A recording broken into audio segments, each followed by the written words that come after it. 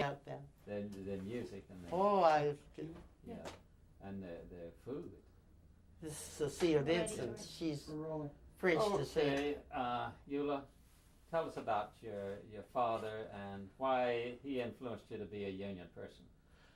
Well, I guess the first time I had any conversation with my father about the union was during World War One. My mother, who never worked outside the home, she liked any kind of public speaking, and she anytime anybody was going to speak, back then they was going to have a speaker, they'd pass the word around. They're going to be a speaker up on the square or the street. Anyhow, Mama always went, and so this was a Labor Day celebration. They had a big Labor Day parade in Gadsden, and then they ended always at the end of Broad Street down by the river, and that's where they had the picnic and the barbecue and the speaking down on the riverbank under the trees. And I guess that's the first time I really paid attention to what they were talking about. So we were eating supper that night, and Papa, of course, he had to work Labor Day. He worked at the steel plant. They didn't celebrate Labor Day. Only people that got off on Labor Day was people who had union, mainly craft unions. Very few manufacturing plants were organized. So I asked my dad, I said, what is a union? Papa, what is a union? He says, well, it's an organization of workers banded together for the better their working conditions. He said, just like any other group, he said, everything's organized just about except labor. He said, the doctors have their medical association, and merchants have their merchant association, Chamber of Commerce, and he says that's what they're organized for. And he says workers should do the same thing. He said, always remember that if you live in this world and you don't try to make it a better place to live in, says you ain't living, you're just taking up space. Let's stop for a minute. Okay, I've got You say your father. Yeah, he said. And you want to be looking at me. Okay? He said, if you live in this world, don't No, try it's to not make. about my father said. Oh, my father said at the whole beginning. Yeah. My father said that the union was a group of workers organized to better the working conditions. And he said, if you go out to work, you're in business the same as he is. He's furnishing the place to work and the money, but you're furnishing the labor. So you're in business too. And he said, as long as you live in this world, you don't try to make it a better place to live, you're not living, you're just taking up space. And he said, just remember, as long as there's anybody in this world got more than you, try to get some of it. And he'd be a little facetious there, I think. But that impressed me, and I remembered that later on when I went to work in a factory. So, just want to say, and you repeat this after me, so union was not a dirty word in my house. No, Papa told me that time. He said, I carry a union card. He said, a carpenter's union card. He said, but don't tell anyone because they don't recognize the union where I work and I'd be fired. And I never told anyone that he was a member of the carpenter's union. But how did your mother feel about it? Well, Mama, at that particular time, I don't remember Mama saying anything about it. It was later on that when I actually worked in a plant and started to in union work that Mama was very vocal. Of course, she had when the textile workers struck later on during World War I at the Dwight Mill there in Gadsden. Our next door neighbor was worked in there, was on strike, and we went up the picket line with her. In fact, that was the first picket line that I was ever on. I went up there and was on the picket line. My mother would go up there. But I never remember Mama saying anything one way or the other. I guess she was in sympathy because she was a good friend of Miss Tillery's and understood what Mama never worked out anywhere. So she wouldn't hadn't had no chance to be a member of a union herself. I want you to go back now and say that the first time I went on a picket line, I was 5 or 6 years old. And 8. Okay. The first time I was on the picket line, I was 8 years old. My mother took me up there, and tell us how it felt. Okay, start again. Well, of course, Mama went up there like no, she's. So the first time I came on. Oh, the first picket line I was ever on was when I was 8 years old, and I went up with my mother, who was a friend of a lady who was on strike, and well, it was just everybody was very friendly. They felt a brotherhood among them. They felt there's all out one for one. There's the old saying, there's one for all and all for one. Okay, now I've got to do that all over again. I remember the first union hall I can remember being in, and it just came to my mind. There was it impressed me, there was a big picture up there with a bunch of bananas. And under there it says, "Stick together or we'll all get skinned." Now I want you to start again and say, the first picket line I was on, it was in the year... I don't know what year it was. Well, say during the 8, World War I. 11, 12, 13, 14, 15, 16, 17, 19, 8. You see, the reason is because 19. we can only get a little bit more to cut out my Yeah. voice. Okay, again.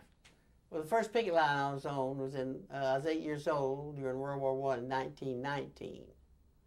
And I went to the picket line with my mother, who had a friend that was on strike at the Dwight Mills.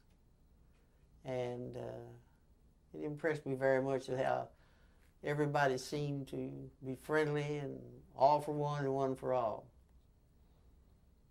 Good. Is that all right? Okay, sure, that's fine. Okay, the next thing, and you never lived in a mill village. No. So since you never lived in a mill village, what was your impression of cotton mill workers? The reason I'm asking that is that in so many places, they called them lint heads, they were separate from anybody else. Well, I really never heard the word textile worker until I joined the union in 1933. All I'd ever heard was cotton mill workers and lint heads. That was what people were called that worked in the cotton mills. And what did people think of them? Well, mostly they worked in the cotton mill. They thought they was kind of lower class people, uneducated, and not as good as other people. How did you feel? At that time, I went to school.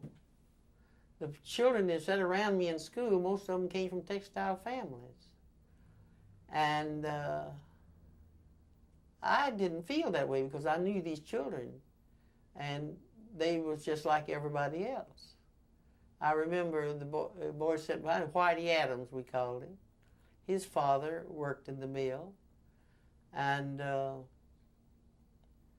was just about everybody out. And in fact, the school I went to was called Dwight School. It was the only school in town, and we had to walk by the mill to go, and through the village to go to the mill, to the school. And I was associated mainly with most of the children in my class were from textile families. And I lived at one time on the edge of the street that was right on the edge of the mill village. And they kept nice places. And there was one section of the mill village there at Dwight that was kind of a rundown. People didn't keep their house up. See, the cotton mill villages back then, the mill would tell you how many rooms you could have and where you could live, and they'd inspect your houses. If you didn't keep them up, they'd move you to this part of the village. They called it Bailey's Hill, up on Bailey's Hill. And it was pretty, the yards had no grass in them, no flowers, and they didn't keep nice it was a small section. But the rest of the village was kept up. Your whole life was pretty well run by the mill. Okay, that's good. Okay, now tell us about your first job in the mill, when it was, and how old were you, and what it was like. Well, one summer, school was latter part of school. A friend of mine who was in my class, Dorothy Stringer, she was an orphan and she lived with her sister, or it was a half sister, and there was a big family of them. And I think Dorothy felt she should contribute something to the household, so she said to me, "Let's go up and get us a job in the cotton mill during summer." And we were just 14. I think Dorothy was a little older than me. She might have been 15, but I was only 14. And I said, "We can't get a job in the mill. We're not old enough. You have to be 16 to work in the mill." Well, she said, "If we tell them we're 17, we won't have to prove that we're..." If you tell them you're 16, you have to prove it, get school papers. But if you tell them you're 17, you have to prove it. And I don't imagine the mill was too careful about obeying the law. Anyway, we went to work in there. And we were working 56 hours a week. We stopped off at noon on Saturdays at 11:30.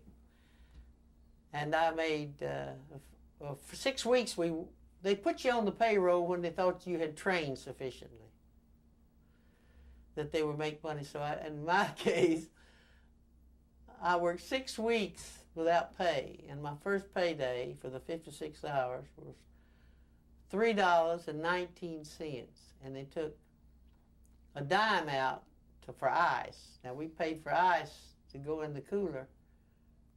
I never had any ice water, but we paid a dime every week out of our salary for ice year-round, and a penny out of every dollar for the company doctor. Whether you used him or not, you paid for this company doctor. So I had $3 and a dime left out of my paycheck, and I remember I went and bought me a first pair of silk stockings, and my silk stockings, full-fashion stockings, cost me $1.95 out of that $3.10 that I drew. And okay. Yeah. Sorry. I think I just made $4 or $5 a week that for the rest of the time. I don't remember whether I ever got any more than that or not during that vacation period. That's beautiful. Okay, let's stop just a moment, Jamie. This image of this little kid standing there at that line looking around, saying, "Wow, this is neat. I got to figure out what this is all about." Well, we had during World War I, everything just about became organized in Gadsden. Are you on or not? Yeah. No. There's a lot of pipe shops and small started places. During World War I. I said during World War I, there's a lot of unions in Gadsden already organized and had contracts. There was an overall factory there.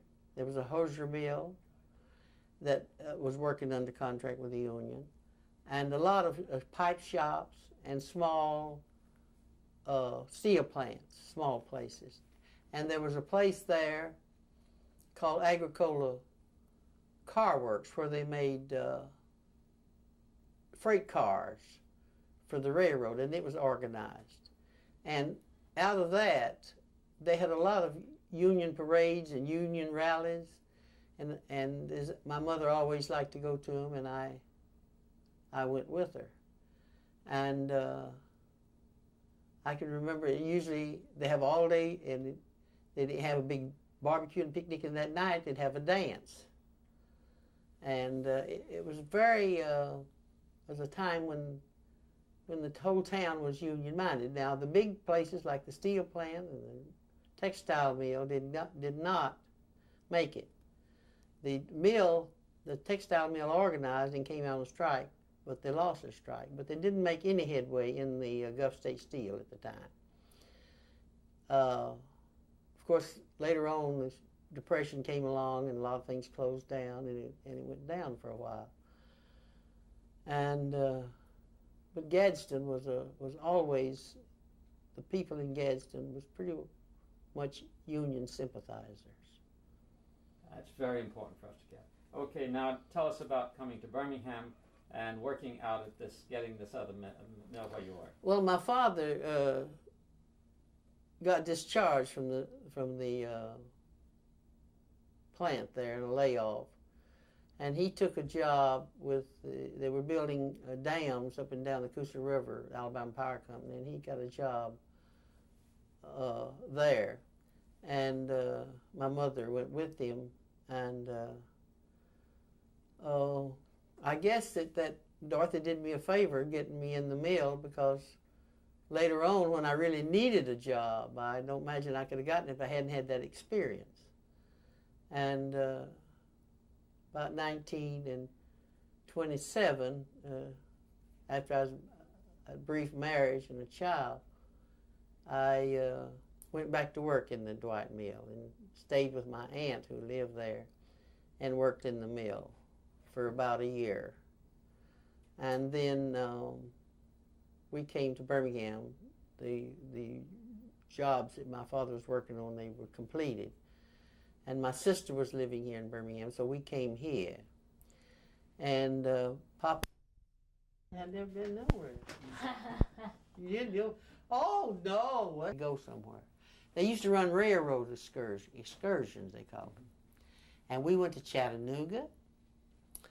I remember we were going to Chattanooga, but we never did go to Atlanta for some reason or another.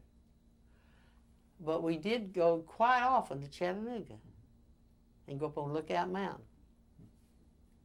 I was in Chattanooga before I was ever in Birmingham. Okay, tell us about coming to Birmingham. Well, I stayed with my sister. My mother and father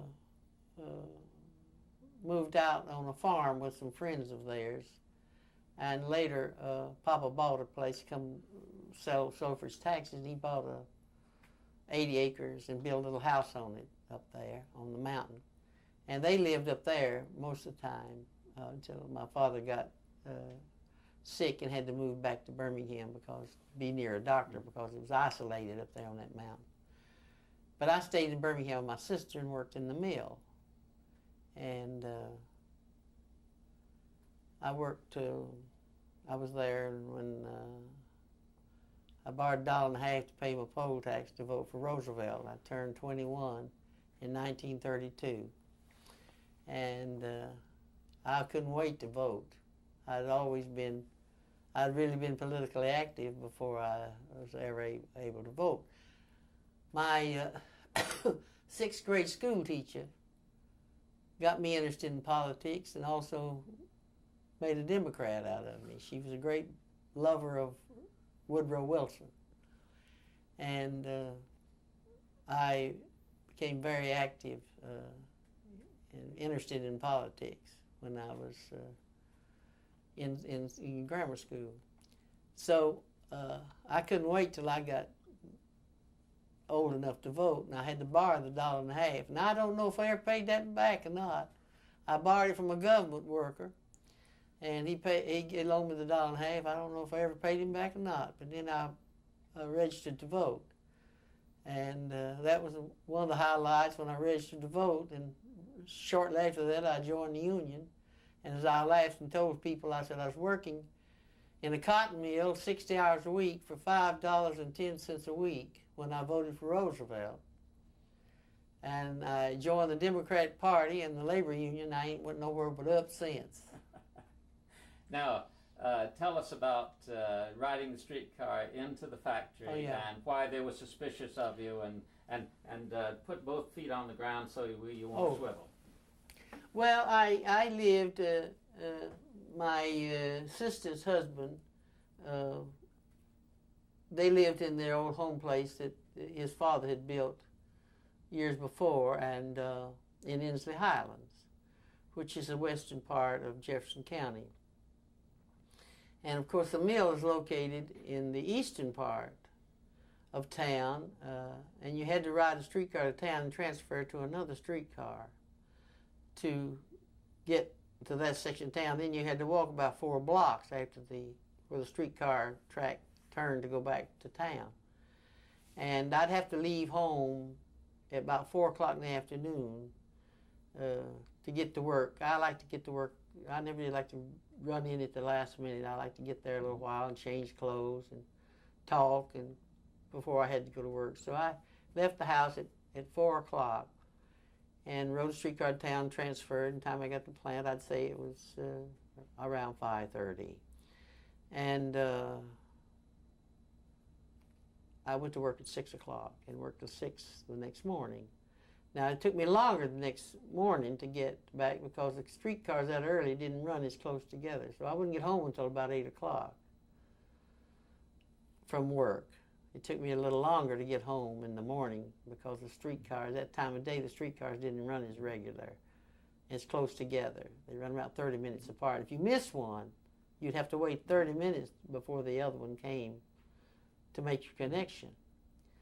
And I remember I bought a book of tickets, and it cost me 9 cents each way, 7 cents and 2 cents for the transfer, 18 cents a day. And you can imagine what I had left out of $5.10. I was working. But later on, the boss had some frames up there, and I wasn't a good, I'll just admit, I wasn't a good spinner.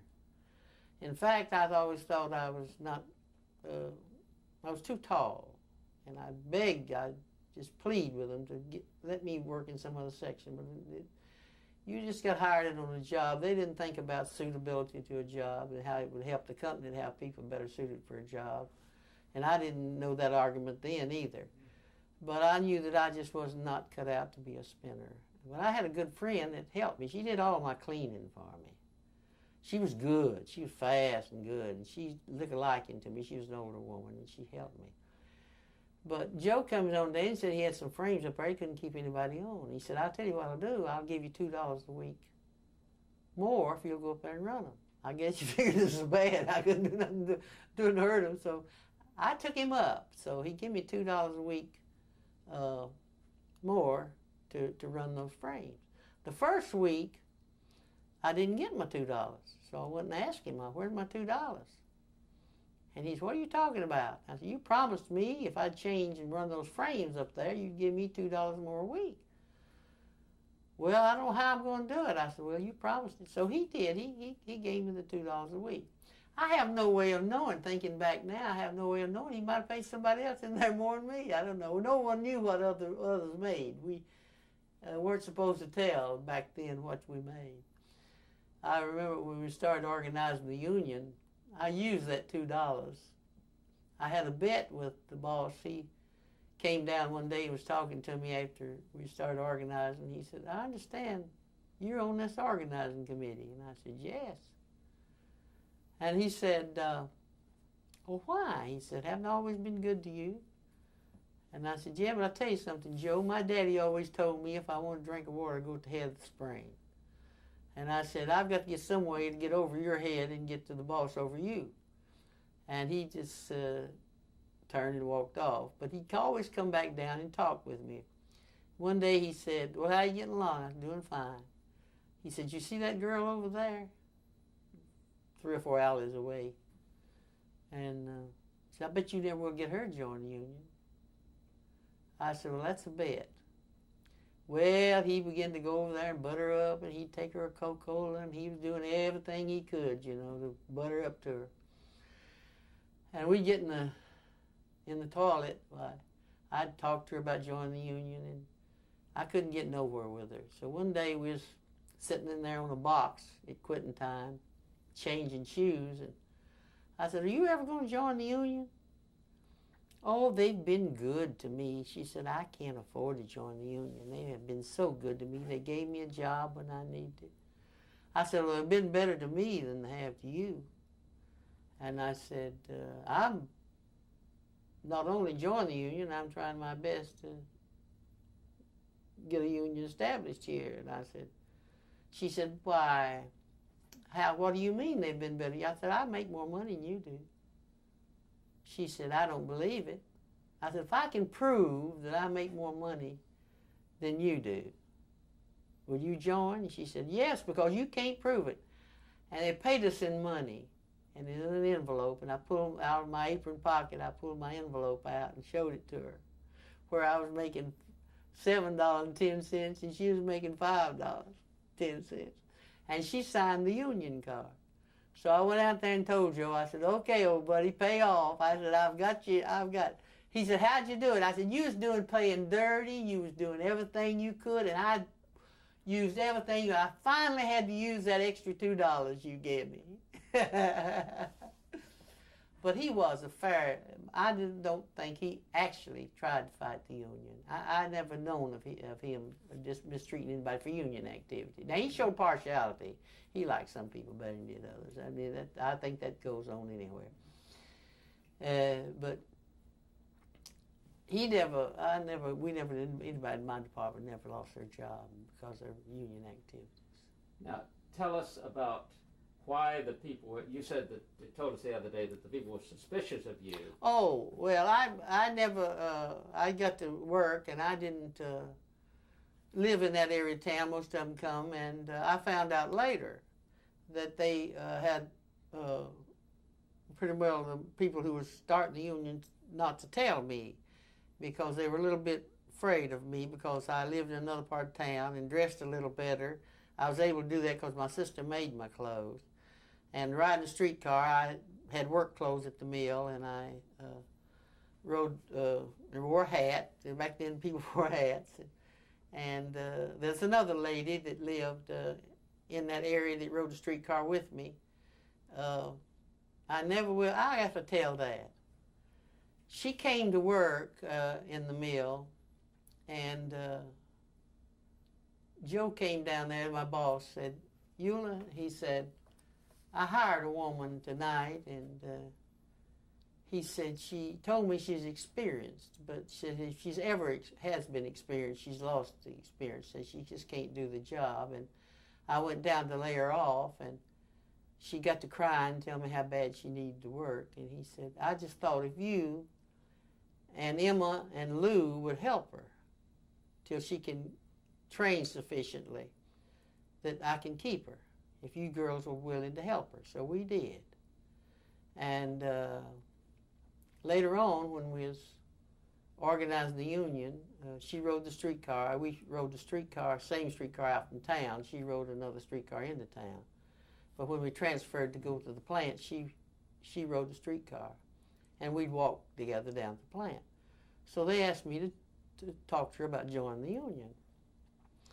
And by that time, NIRA had come in, and the WPA projects, and her husband had gotten a pretty good job on WPA. And they were doing a little better. And so I asked her, I said, you know, we're organizing a union. I never will forget, she drew herself up and she said, well, you know, I'm thinking about quitting. You know, I really don't have to work. Forgot all about just helping her and everything, and I didn't say anything about that. I looked at her and I said, well, I don't have to work either. I could starve to death. Because I had two alternatives, to work or go hungry. But I never forget how she was so indignant when I asked her to join the union. She was going to quit. She didn't really have to work. Tell us about the meetings that you held. Okay, just a moment, hold it.